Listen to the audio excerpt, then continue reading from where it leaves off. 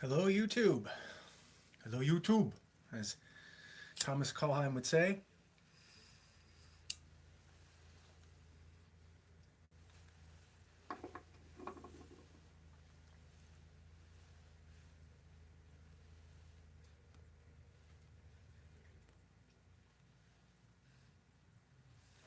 I hope Thomas is doing well over in Thailand, wherever he. Yeah, if he's still there. Uncle Phil's cellar. Phil, how do, son? I am smoking Lane Limited, and hopefully it's not too moist enough for me to light this thing up. But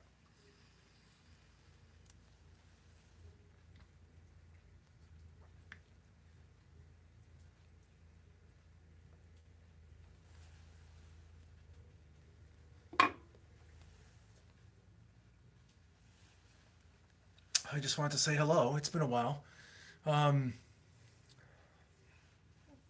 I know. I just have to keep puffing on it, Phil. That's all.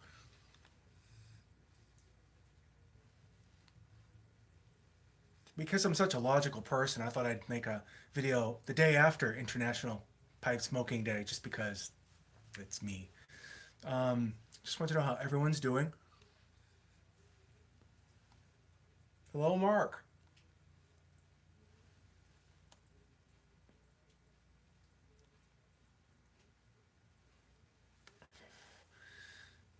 Northeast Piper, UK, Ohio Piper.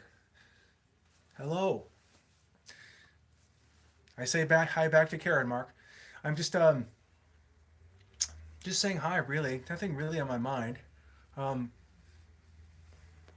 other than the fact that I just got my pay bonus.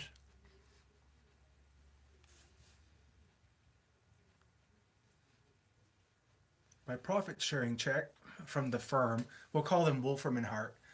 Got my profit sharing. I got my profit sharing check, which is basically the money that they took away from me pre-merger of the two airlines that I got back. That's the way I consider it. So,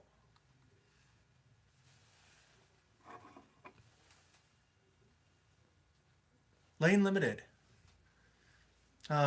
Gift from God. Now I can't remember his name. Gift from a Vietnam War vet. Can I remember? Fred.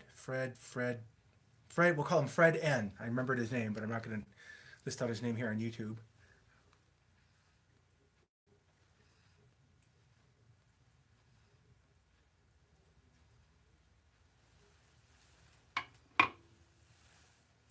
You'd think I'd be doing this all my life. My God, it's becoming second nature.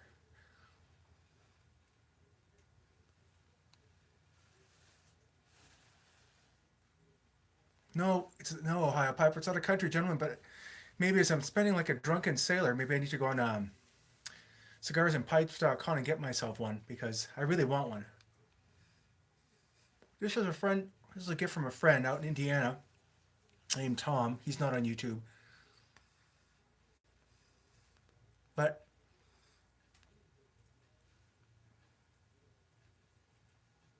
he bequeathed this to me. And I don't know. I think cobs are great smokers. You don't really have to work for it. You know, it's a go-to. You can just light up and smoke. And as Mark, his Northeast Piper UK said, they don't really ghost all that much. Although, when I had this in my mouth earlier, I could taste the grit. So this probably needs a really good clean out with something wet. Um, I don't know. You mean as far as looks or how it smokes, Mark? There's something inherently American about smoking a corncob pipe.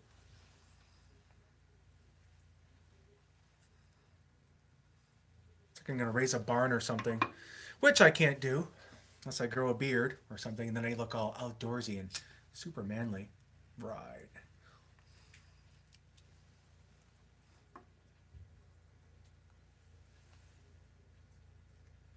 Anyway, I've just been catching up with your videos while I've been walking outside lately. The weather's been really crazy. here in New England,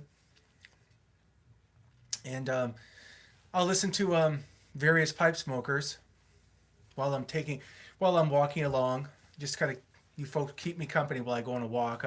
The walks I take to keep my hobbit gut at bay.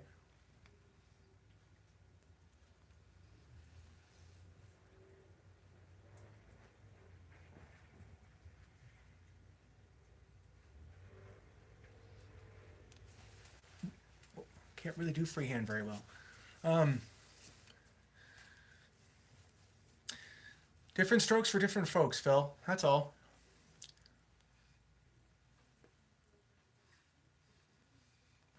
So, what did I want to say? Well, first of all, like I said, I've been following you folks on as I take my walks. I'm probably burning up my data rate, but I don't care. Makes the walk go by faster. 2 a.m. Pipe on the Patio, Uncle Phil's Cellar, Northeast Piper UK, Dale Piper. Today, actually, after a long silence, got one from everyone's favorite Scottish pipeman, Ironbriar.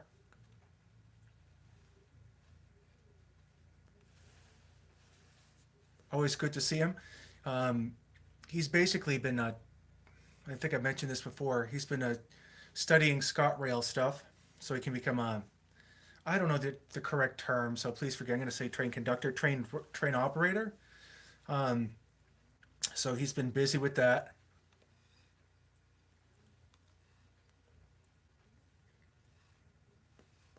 So it was very nice for him to actually make a video. He sent me a personal video too, which is to say hello, and he's on his way out the door.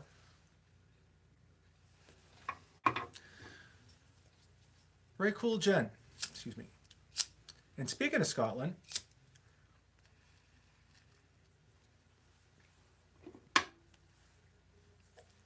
little went down my throat there.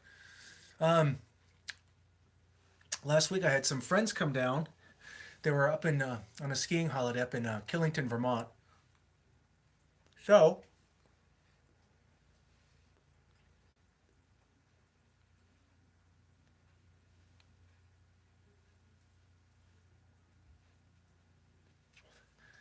they wanted to say hello. Neil did anyway. He's from Aberdeen originally, now lives in Glasgow.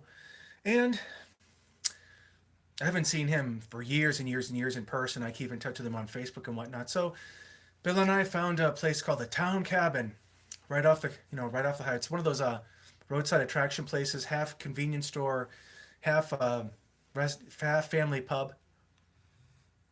And that's where we met them. Neil, his wife, his infant son, and his in-laws.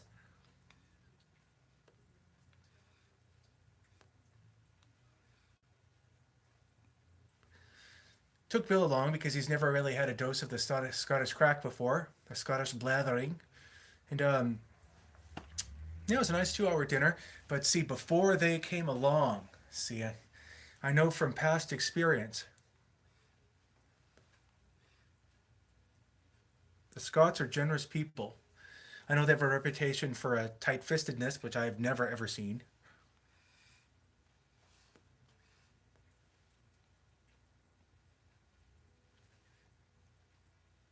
I knew it was going to happen.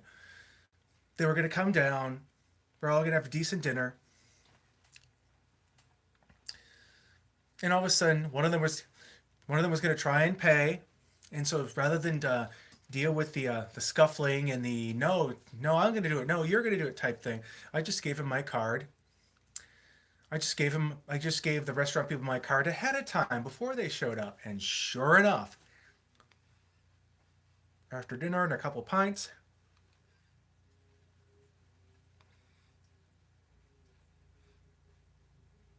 the pa-in-law, I could see him signal the waiter, he was going to pay for the meal. It's like, oh, you can just forget it. It's already been taken care of. Sorry. Your money's no good here. Lord knows the Scots have like reached deep into their pockets for me over the years. So,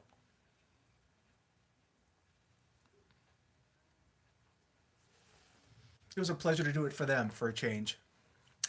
And I know. It just felt. I don't know. When I fly the trips to Edinburgh, it's gonna be like, and I mean no disrespect for Scots at all. It's like flying with a bunch of good good spirited hobbits. They love to talk, they love to blather, they love to just talk some more, drink some more, blather some more, and if they were smoking a lot on the flight, they'd be doing that too, like a bunch of hobbits. So I look forward to it. Also, when I go there and start doing, I'm gonna have to send the Padre, Holy Smoking Pipe Padre,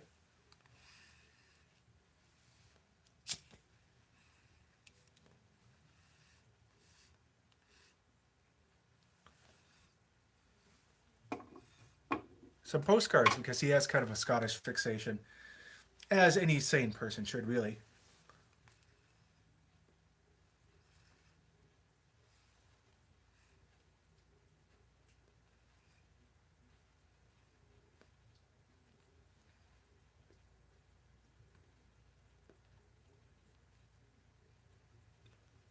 My God, it's become second nature. It's like learning the Force now.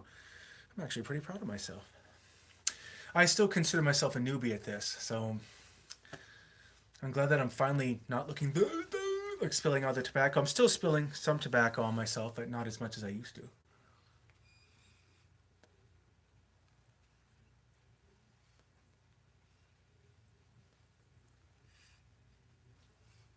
Whoop, just like that. Um, on my drunken sailor binge, of course, I ended up buying the latest season of Doctor Who and the New Year's special resolution, or to keep the library complete. Also,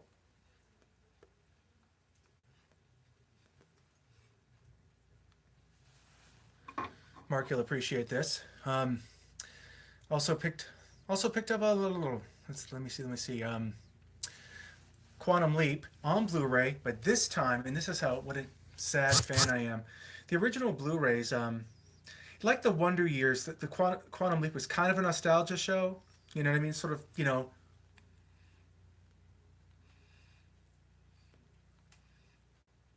as Sam Beckett is quantum leaping through his lifetime, which pretty much spanned, well, a baby boomer's lifetime.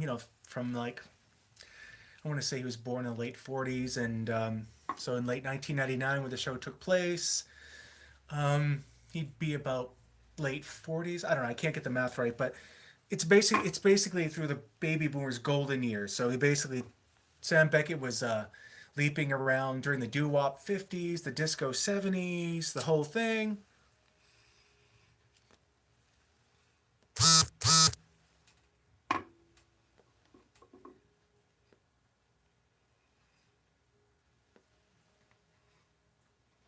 And the original DVD release, they took the music out. They didn't want to pay money for the clearances. I think it was CBS. So you got this generic copyright-free music that they'd play on the D jukebox, and it wasn't. It kind of takes away from that whole '50s rock and roll thing. So Mill Creek, the new company who restored it, they paid the licensing fees, and low fluoride fiber.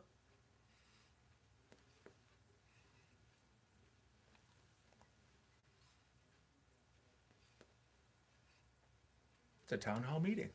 Um, so I paid $50 for 5 seasons. Come on, with all the music restored, I'll take it. And the music, it's one of those shows where the music actually plays a key role in the narrative, that kind of thing. And since I'm a time travel whore, love time travel, had to have it. And Mark, you'll appreciate this.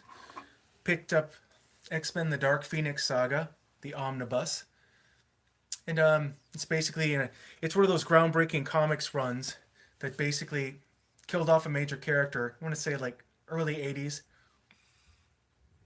lit up the comic book world,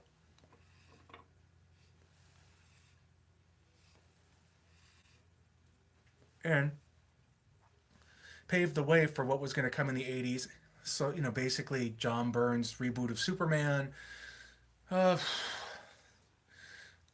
Watchmen, The Dark Knight Returns. Oh yeah, I also picked up the Dark Miller I'm sorry, the Frank Miller Daredevil. Let's see, the Daredevil. Um,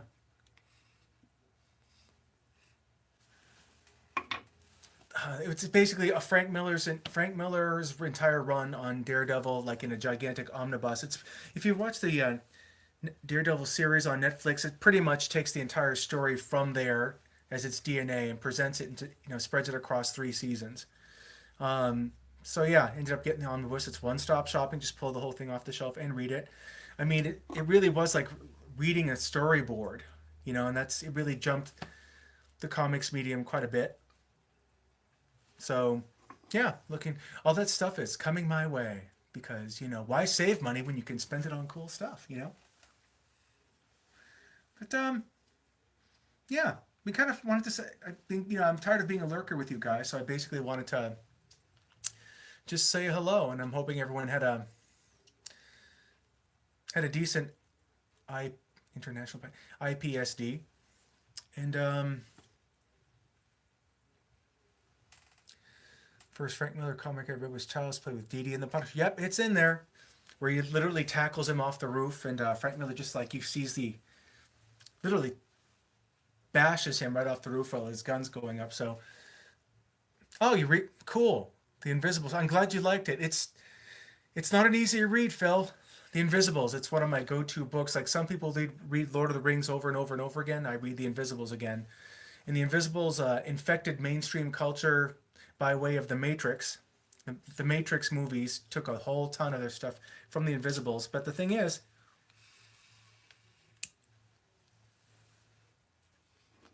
in the same way, if you go to read Lord of the Rings expecting simple fantasy, you're going to be mistaken because Professor Tolkien was a philologist and he knew all of his myths and heroic legends, and he would create a language, and then he would create a race to speak that language, and then he would create legends and tales and oral traditions of that race, and he would make several of them, and then his legendarium just kept growing and growing and growing.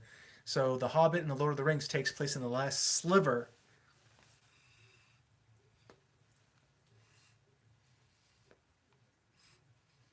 I want to say it's the last sliver at the beginning of the Age of Man. It's like this tiny little um, Hellraiser and Preacher. Love Preacher, and I tried watching that show. I can't do it. It's too different from the comic. Just too different. Um, I love Hellblazer so much. I'm willing to put up with the version of John Constantine in Legends of Tomorrow and his own series. That's the closest they ever gotten it to getting the character on screen. It sure as hell wasn't Keanu Reeves in that movie way back when.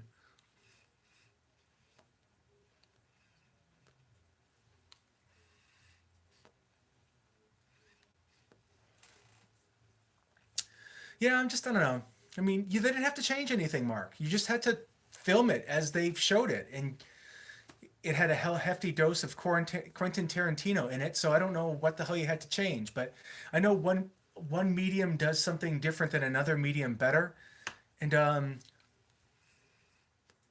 don't know, infuriating because comics are basically storyboards. And if it were up to me, and if I had like endless budget, The Invisibles, as I would film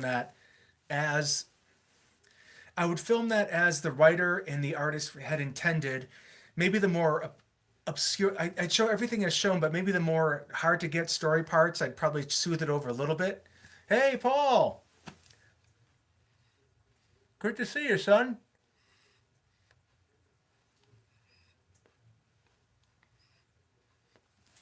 Apparently, in the South, everyone calls everyone son. Men call each other son, especially if they're slightly older. I don't know. I don't come from the South, but it's an affectation, so that's how I meant it. But yeah, I would film The Invisibles just as you see it. And The Invisibles really took off with book two, the American action movie stage. You had the first book was very Brit centric in the way it told its story. The second book was over the top action movie violence and explosions and action type thing. I think that's when the book really hit its stride. And the third book, I don't know, hard to describe the third. I don't know what the hell the third book was. It was basically it was almost like an epilogue of the whole series, but It's very non-Western, if that makes any sense. The art style, the mythologies they were dealing in. Brian Bolland. Bolland or Bolin? Brian Bolland, yeah. I want to get an Invisibles omnibus, even though it'd be like this honking. I want all that art in there because those covers very subversive, very subliminal. Of course, the Invisibles, which is very much a product of its time, much like the X-Files and the accompanying Nowhere Man. If you have a chance to see Nowhere Man, please see it. It's only one season. It would have been amazing. It stripped down the whole. It was sort of like a melding of The Prisoner and The Fugitive, but a good melding, not a lazy ripoff. You can get. It's actually the entire season's available on YouTube if you ever feel like seeing it. Just cast it to your TV or something. But photographer Thomas Vale has his entire identity and life ripped out from underneath him because he has a piece of negative that they want. They, the government. And he's on the run trying to figure out why they took away his life so easily. And why do they want it? So the whole thing is sort of like peeling an onion as we go along. You have standalones and you have that archy thing going on, but the last two episodes completely mind-blowing, and I really would have loved to have seen where they would have taken it, because it changed the rules of the entire show about who our hero was supposed to be, etc. so on. Another show that comes from the same time period, which I would love to see, I wish they put it on frickin' DVD, is called Lazarus Man, starring Robert Urich. Basically an X-Files flavored Western. Very, very existential. Dude wakes up in his own grave, apparently, just like an empty grave. It hasn't been buried yet, with no memory of who he is, very Quantum Leap. And of course, as he travels this very spaghetti Western, sort of very surreal Western landscape, he keeps getting clues about who he is. And of course, he's finding out that he wasn't a very nice guy before he got dumped into that grave.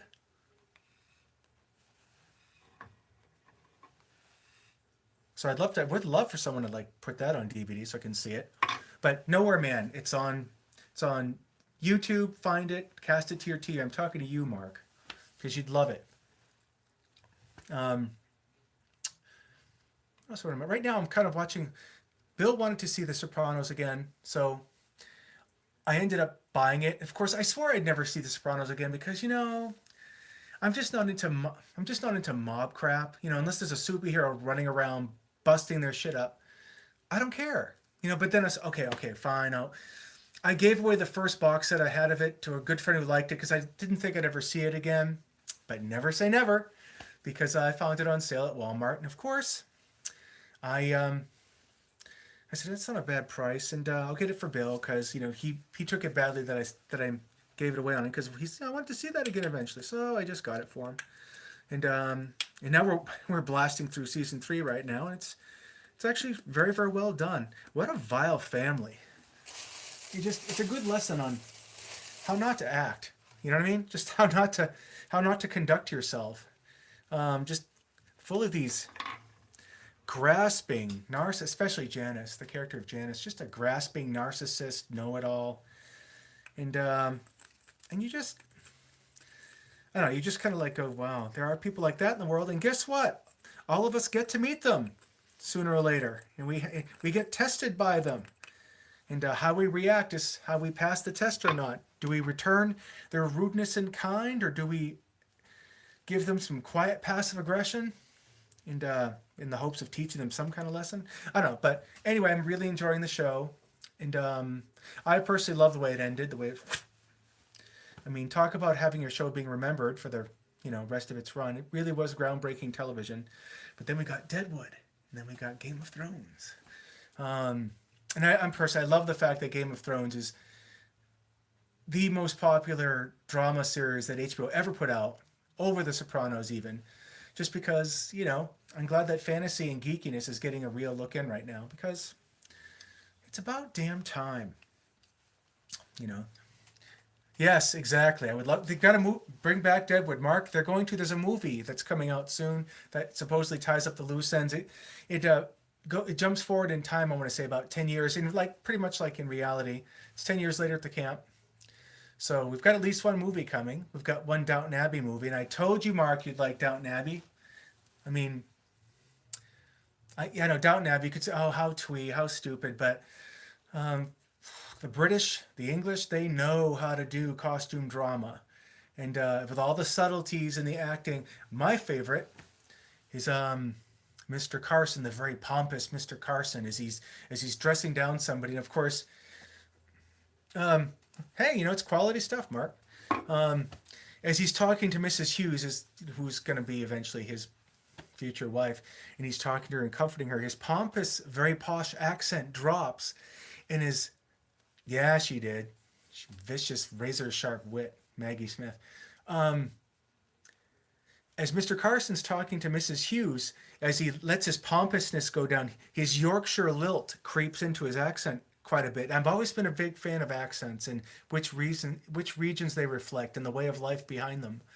And I always dug. I mean, I could be on a plane, for example, and if someone who's speaking French, I know that if they come from Quebec or not, or France, you can tell by the cadence. You could tell by the just by the way the words tumble out. In the French are very Parisian French, very mellifluous, very, very, very classically done.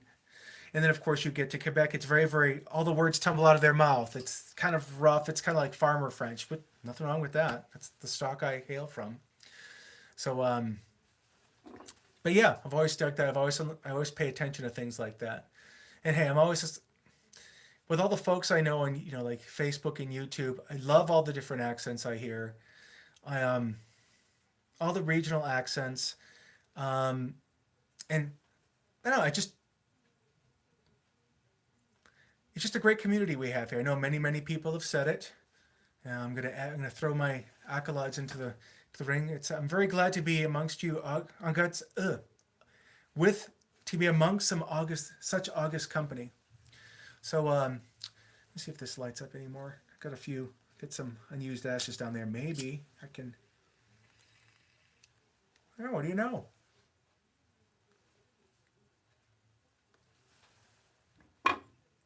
Almost got rid of me. Anyway, that's all I wanted to say. Um, I would like to say I'm going to be doing these more often, but I really have to be in the mood for it. I'm not an everyday pipe smoker, but you folks are helping to become a more habitual one. So I'm not the type of person to just go out and like sit by myself and have a pipe. There's got to be um,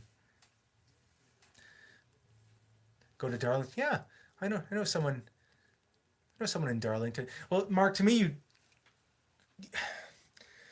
you do have to my untrained ear, you do have kind of a Geordie look. I have a friend of mine, Mark, who lives, gotta be not even 15, 20 miles from me over in Bolden Colliery, another Mark. And you guys, to me, sound pretty similar. He's probably more heavily outwardly Geordie. Uh, uh, so hey, and by the way, if I'm thinking Mark comes from, wait, oh God, I've forgotten the name of the damn town he comes from. Oh, uh, help me out here, Mark. um, with the church, with the big church in it. Del Piper comes from there. Um, old age. Um, anyway, I've babbled on enough. I'm gonna say hello to all you folks. Bolden, yeah, that's where he is. He comes from Bolden. I forgot where you lived, Mark. What big town you're near? Big city that you're near, and of course it's right on the tip of my tongue, and I can't remember it. I know that they have a gigantic cathedral there, and I know I walked up the stairs. Durham, that's it. Thank you. And I should remember that because there's a Durham, New Hampshire right up the road. College there as well. Um, yeah, that's where Dale Piper hails from as well. And so, yeah, I remember Mark, the other Mark, taking me there once upon a time. And back when I was in better shape, I just ran up those stairs so I could overlook the town and the countryside, and it was a great time. But these days, I'd be limping because at age 50, the body's falling apart. And man, I'm going on a half hour here, so I'm going to shut it down. Um, Take care, you folks. Have a good one. I'll speak to you soon. Catch me on Facebook. Catch me on YouTube. All the best, my friends. Cheers.